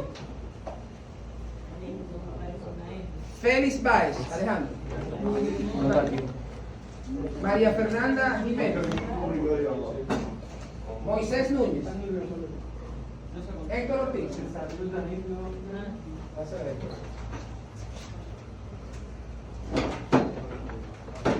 López Peña. Gabriel Sanabria. Arias Durgé. Fernández María. Rodolfo Fuentes. David González. Alejandro Pinares.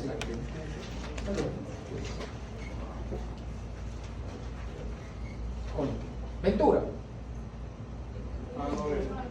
¿Sí? Marcelo. Ese no.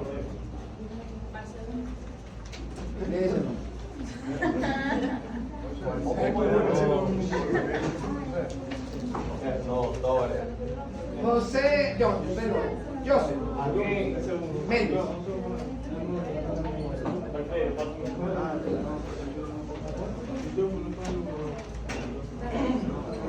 Tejeda.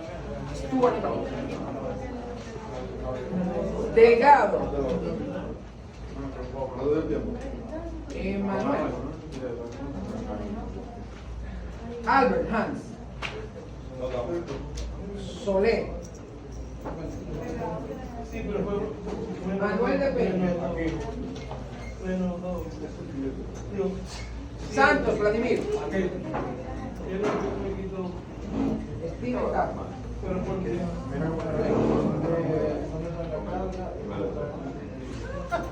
Mario Almonte. Y aquellos ¿quiénes no tienen examen?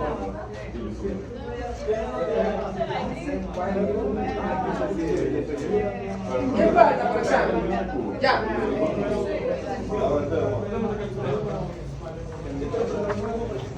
Entonces, déjame ver si hay. Mira a ver si hay un profesor ahí afuera esperando.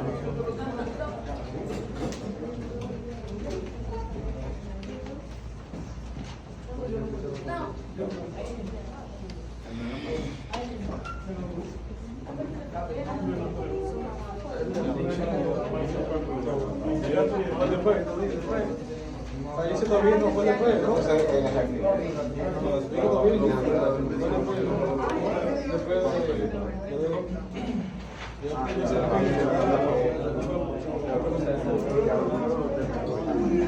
Miren, por ejemplo, atiéndame un momento aquí, por favor. Atiéndame, siempre. Voy a coger de muestra un examen de este estudiante que no está aquí. No hizo el primero bien, encontró un poco. 109, no, 109 0875. Ya, el primero. Miren.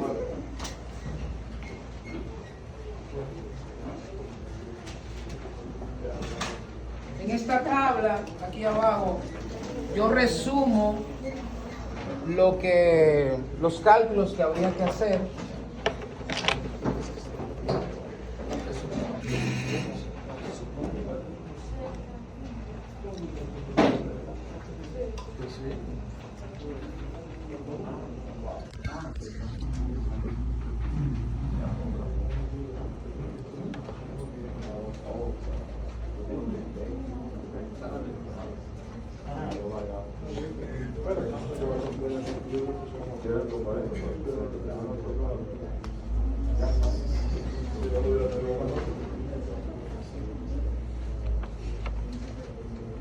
Miren,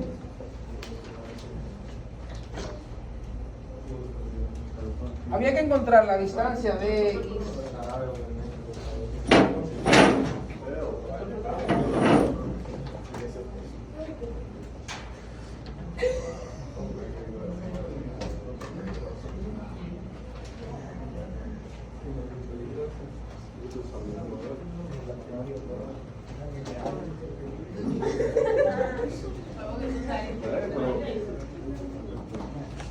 Habría que encontrar la distancia de... Atiendan un momento aquí, después ustedes discuten y se ponen al día. Es más, de hecho, hacen el ejercicio de nuevo para que vean, etc.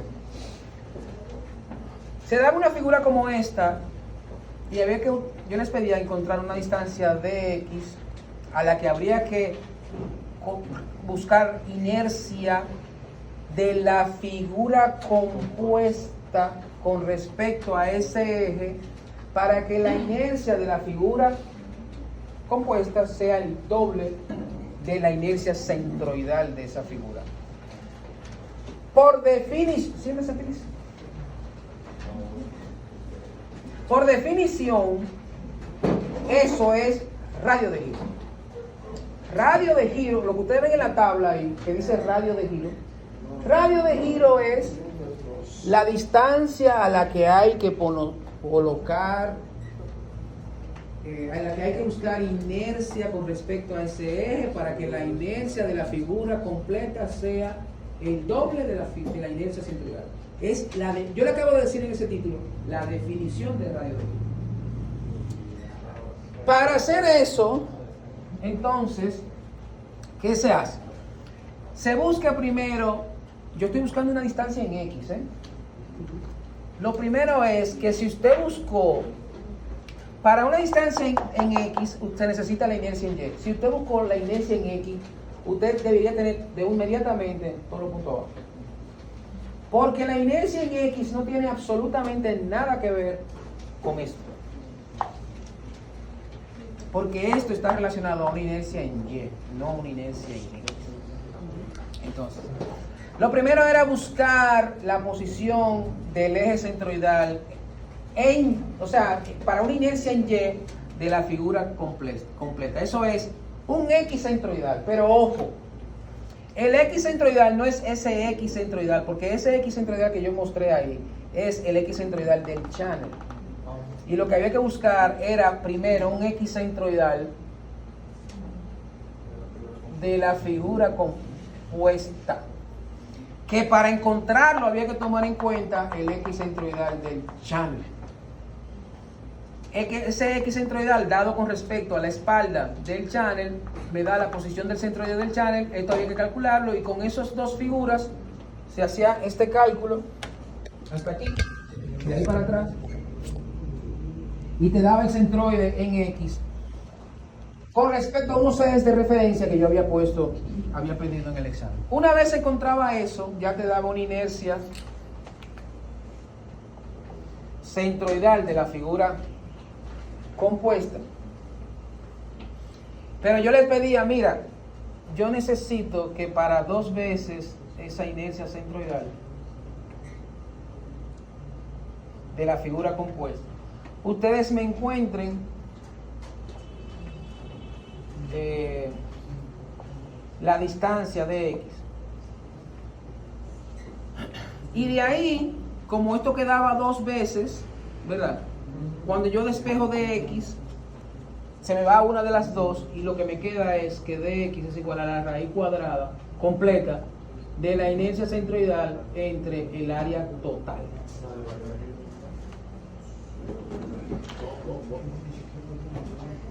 Cuando yo resolví el examen, yo lo que busqué fue radio de giro.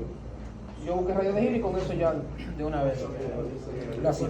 Mucha gente hicieron algo similar, pero por ejemplo, lo que hacían era que duplicaban la inercia de cada una por separado, no la inercia compuesta ya con respecto a ese eje. Y ahí hubo muchas cosas, pero al final de cuentas ninguno llegó al valor que verdaderamente se pedía. Ese examen termina ahí.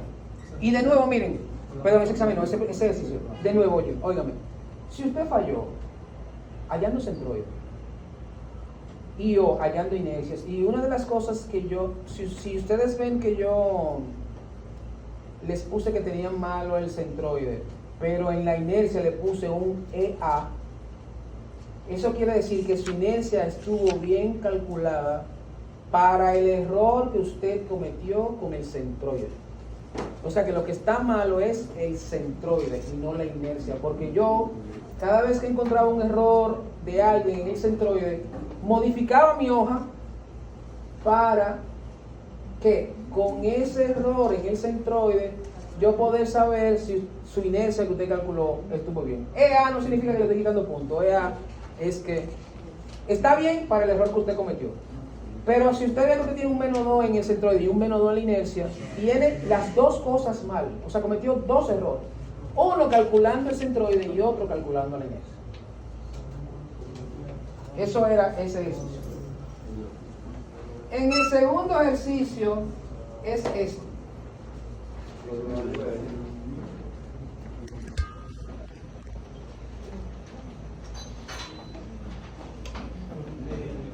Déjame que lo coloque.